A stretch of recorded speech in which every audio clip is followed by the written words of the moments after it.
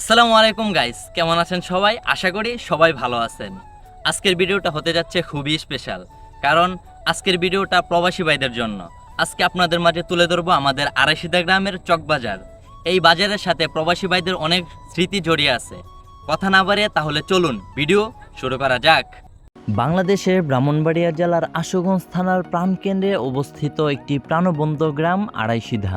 এই গ্রামের বুকে রয়েছে একটি ঐতিহ্যবাহী বাজার, যেটা আড়াইশিধা পুরান চক বাজার নামে পরিচিত। এই বাজারটি শুধু বেচা কিনার স্থান নয়, বরং আমাদের আড়াইশিধা গ্রামের লোকদের একটি মিলনস্থল। বাজারটি প্রতিষ্ঠিত হয়েছিল আজ থেকে বহু বছর আগে, গ্রামের মানুষের নিত্য প্রয়োজন মেটাতে এবং কৃষকের উৎপাদিত ফসল বিক্রির সুযোগ দিতে আর ক্রেতাদের কাছে সহজে জিনিসপত্র পৌঁছে দিতে। সময়ের সাথে সাথে বাজারটি শুধু বড় হয়নি, বরং আমাদের আড়াইশিধা গ্রামের মানুষের জীবনের একটি অংশ হয়ে উঠেছে। সকালে ভোরের আলো ফোটার সাথে সাথেই শুরু হয়ে যায় এই বাজারের ভিড় আর কোলাহল।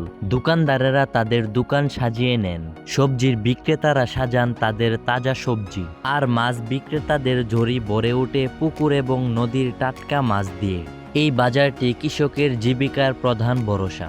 সকালে মাঠ থেকে সংগ্রহ করা টাটকা ফসল এই বাজারে বিক্রি করা হয়। জেলেরা ভোরবেলা নদীতে মাছ ধরে সেই মাছ বিকেল বেলায় পৌঁছে যায় এই বাজারে। এই বাজারে গাম জড়ানো প্রতিটি মানুষেরই আলাদা গল্প রয়েছে। এই বাজারটি শুধু বেচা কিনার স্থান নয়, এটি এই গ্রামের সামাজিক এবং সাংস্কৃতিক কেন্দ্র।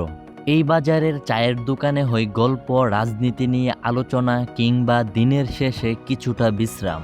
বাজারটি আড়াইশিধা গ্রামের হৃদয়। আড়াইশিধা গ্রামের এই পুরান চক বাজারের প্রতিটি কোণে জড়িয়ে আছে আড়াইশিধা গ্রামের প্রত্যেকটি মানুষের ঐতিহ্য।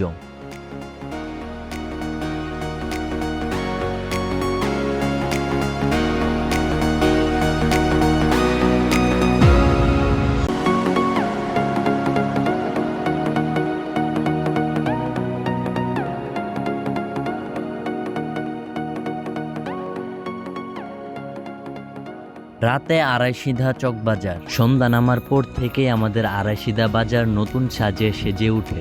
দিনের তুলনায় রাতের বেলা মানুষের ভিড় আরো বেড়ে যায়।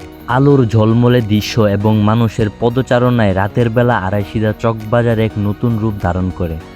আজকে এই পর্যন্তই। ভিডিওটি যদি আপনার কাছে ভালো লেগে থাকে তাহলে শেয়ার দিয়ে অন্যজনকে দেখার সুযোগ করে দিবেন, এবং পরবর্তীতে কোন জায়গার ভিডিও দেখতে চান এবং আপনার মূল্যবান মতামত কমেন্টে জানাতে পারেন। আর আমাদের চ্যানেলটি সাবস্ক্রাইব করতে ভুলবেন না। দেখা হবে নতুন কোনো ভিডিওতে, নতুন কোনো স্থানে।